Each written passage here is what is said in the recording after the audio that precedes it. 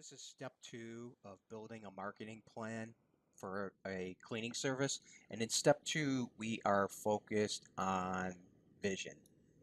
And what is our vision over the next 5 years? And some of the questions might be, what is the mix of services that we want to provide? What is our goal? How much revenue are we talking about? What kind of profit margins do we want? And I know when you first start asking these questions, you say to yourself, well, what does this have to do with marketing? In step one, we talked about putting together a structure, and I was trying to explain how your vision relates to what platforms you use and what content you use. This is all interconnected, and this is why we're going to go through this exercise. We're not just doing it for the hell of it. There's a specific purpose for this. And with vision, some of the simple questions you can ask is, what is my revenue goal? And I think this ties into time frame too, because this is going to really change some of those answers. If your goal is, say, 100,000 in sales over a year, well, that's completely different than 1 million in sales in a year. If we go back to the structure, referral marketing is not going to produce 1 million in sales in a year. Now, when you spread that out over 3 years and 5 years and 10 years, that's when referral marketing really kicks in. And that's why it's so important to go through these exercises.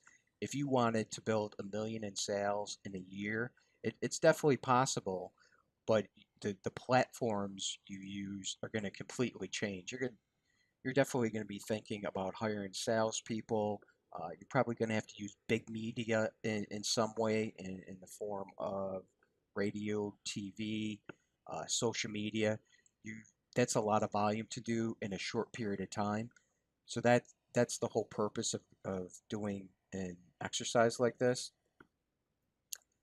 So the first one was revenue and our time frame, and the next one is mix of services and the types of profit margins that we want.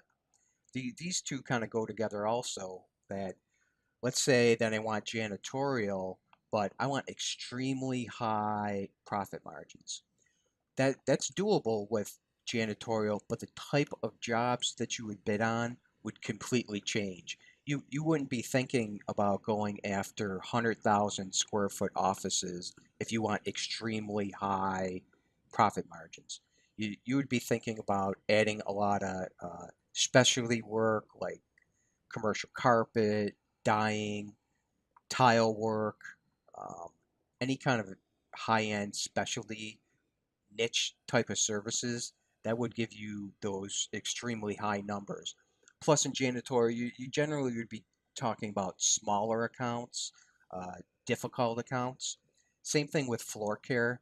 Uh, it's possible to have extremely high margins with floor care, but the types of jobs would completely change. You wouldn't be focused on retail, for instance, because they would not give you extremely high profit margins. So that's this is another example of why we're starting off with vision. We're trying to define what our goal is, and then once we do that,